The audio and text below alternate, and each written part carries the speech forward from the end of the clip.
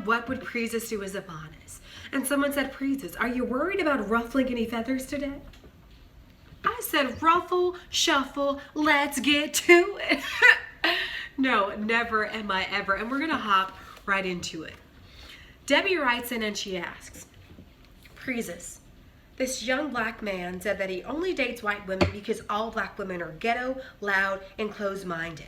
It's taking everything in me not to put the pause on him. What should I do? What would you do? Debbie, first off, let me tell you to put the pause away. Take him, put him up, and lock him down.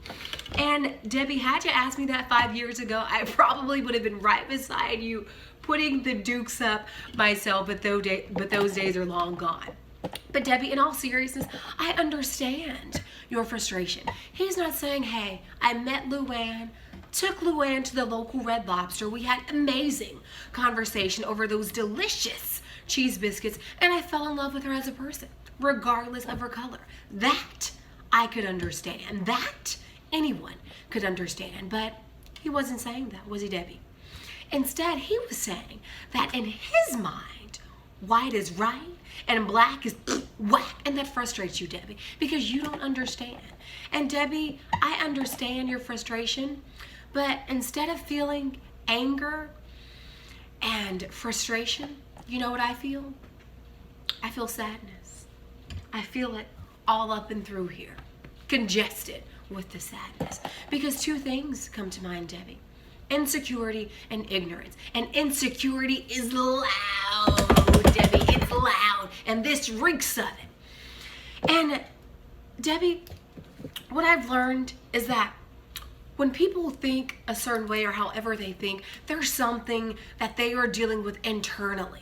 Something inside of them needs a little more loving, needs a little TLC and self-assessing. But Debbie, that has nothing to do with you. You can't allow how someone else feels or thinks, no matter how insane it is. You can't allow that to take you out of your character. You can't allow that to unleash the pause. Secondly, Debbie, ignorance is another thing that it makes me think of.